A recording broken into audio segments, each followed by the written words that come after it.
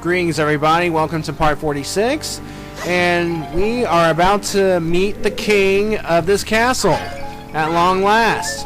Perhaps he'll be a reasonable guy, maybe we can chit-chat over the problems, maybe he can tell me the problems so I can solve them in my usual Link way. But I have a feeling, because I had to smash pots for stuff, that it's not going to be an easy talk. And, buddy, it is not going to be easy.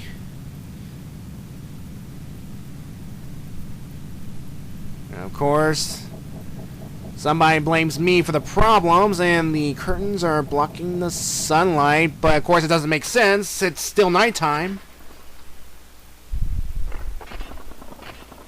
Of course, here we have the king here, and we have his two servants. Now, they are known as the king's servants, but for the sake of this playthrough, I'm going to call them Bulldog and Longnose. Now, here's a little fun trick you can pull. Put on the Bremen's mask here and start marching around, and then the two guards will actually march around with you. And you can actually use this to your advantage, as you can use them as a distraction, and you can hit them. Now, if you hit them and you knock them down, they will not die. So what you have to do first is shoot the curtains to bring back the light with the fire arrows. Of course, see the king's reaction with every time you shoot the curtains to bring back the light.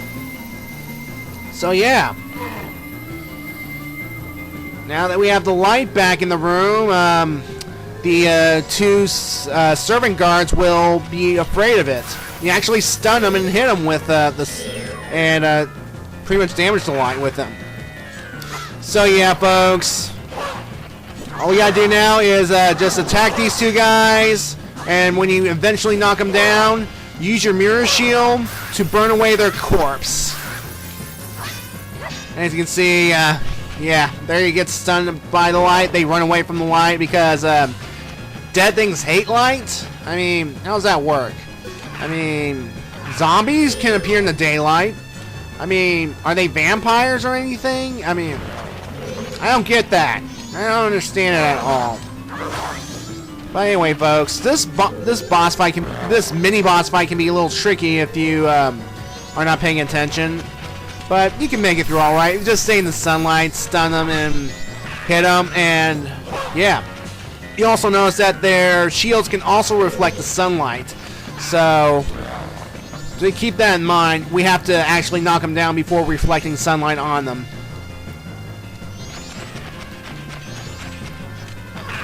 See, these guys run away at the sight of sunlight. Maybe they don't like tan because they got over tanned or something. I don't know. Alright. So basically the story with this place is that essentially there was this great kingdom of Ikana that fell into decay after a great war, and pretty much it was left to rot and waste into a wasteland until somebody recently opened the Stone Tower Temple, and pretty much cursed the place. And yeah, before I get on to that, as you can see here, reflect the mirror shield here, and goodbye Longnose. All we have left is Bulldog to deal with.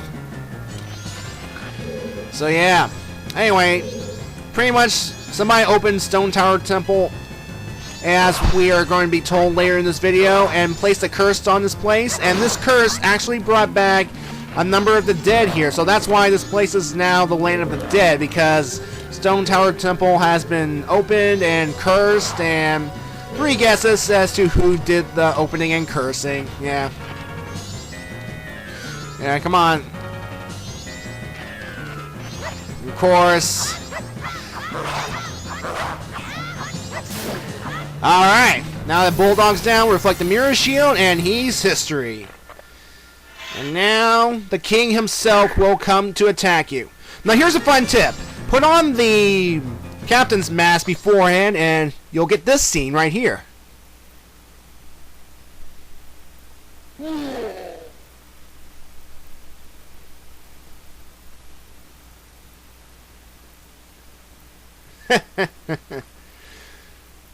Yeah, I love this. I mean, he'll think you're Captain Kita for a moment, and then he realizes you're small because, again, Captain Kita for some reason is a giant. And how do you get a giant in this one? So I don't get it. Anyway, after he is unfazed by the whole captain's hat thing, just take it off and, well, put on the bunny hood and run for your life. Now, this guy's full name is Igos du Ikana, which is that a Spanish name? I don't get it. I don't understand. Well, which roughly translates into the King of Ikana. So, the king is a little more difficult than his two servants. And first of all, he'll turn invisible. Second, his attacks can strike a little harder.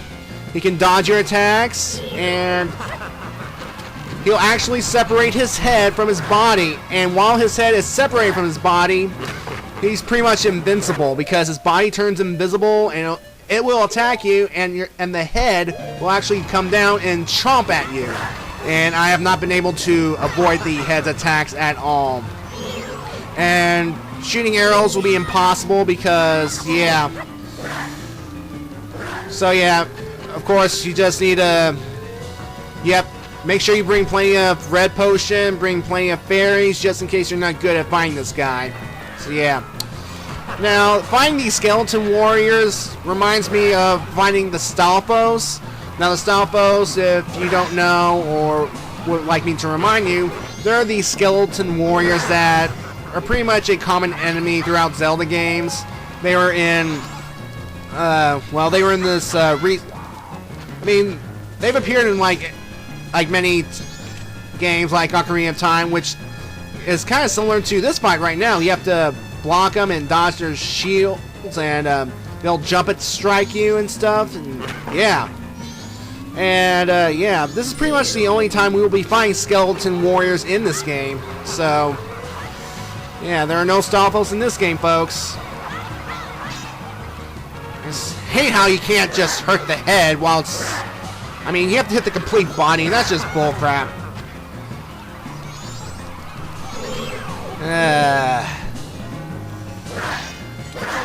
Just keep it up. Now take that, eat sunlight. Come on. Of course, his shield can reflect the sunlight too, so...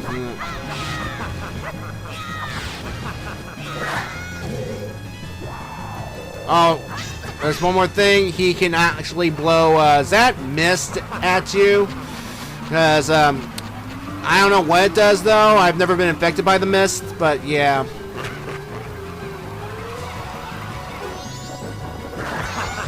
See, that's no fair. Double attack. That's a real jerk move, King. Alright, Igos. I'm going to take you down once and for all. And when you're taking him down, reflect the sunlight to destroy his body, and watch this scene here.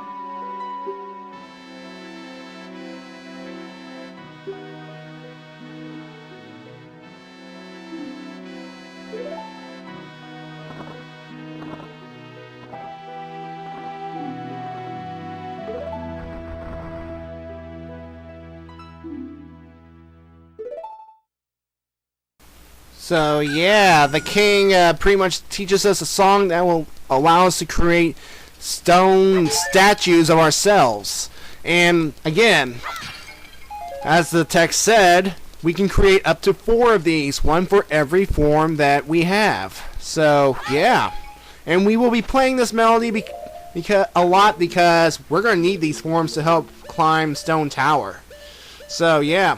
The king gave us a mission to close the door to Stone Tower, and we need to get to Stone Tower anyway because that's where the 4th and final giant resides. And we need the 4th and final giant to complete the giant set and pretty much stop the moon from falling down. Even though, so yeah, after we meet the king and witness the scene of him teaching us the Elegy of Emptiness, the music here pretty much dies. Well, for the exception of the enemy theme, but yeah.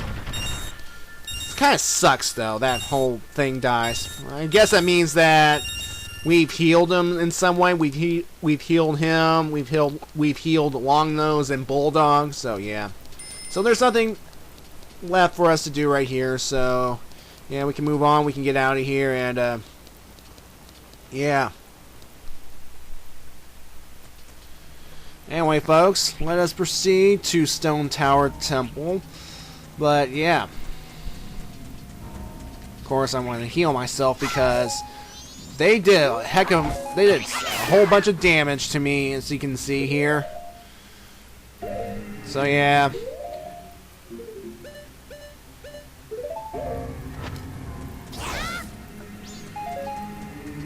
Now, Stone Tower we've actually seen before if you've been paying attention to my playthroughs. The mountain area where while we were at Goron Village, those 3 statue things that we saw, well, up there was those 3 tower things. That's Stone Tower right there. We've actually had a nice little preview of it before now. So to get to Stone Tower, go to this area right here, this statue with its tongue sticking out of it. And, of course, it's steep, so we're going to have to put on our Goron mask to climb it. So, yeah. So let's go ahead, rolling up the hill. And, folks, we're now at Stone Tower. Kind of reminds me of like those Mayan South American tribes, those Central American tribes, those Pueblos and all that stuff. The Pueblos from whatever.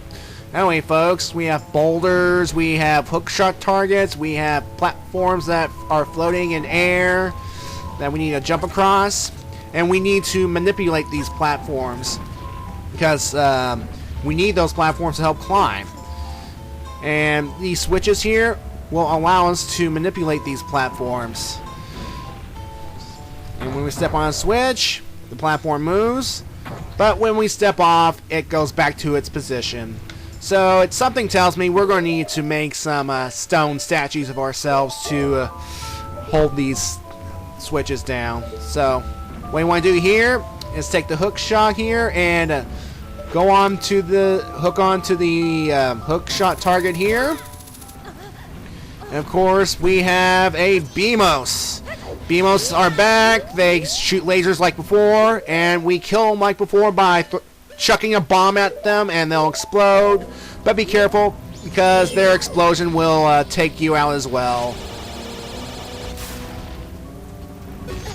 See, it damaged me. Alright, so yeah. This is a weird place. Of course, Termina is weird too. Alright. Folks, looks like we got a big climb ahead of us, and we'll start in part 47. See ya.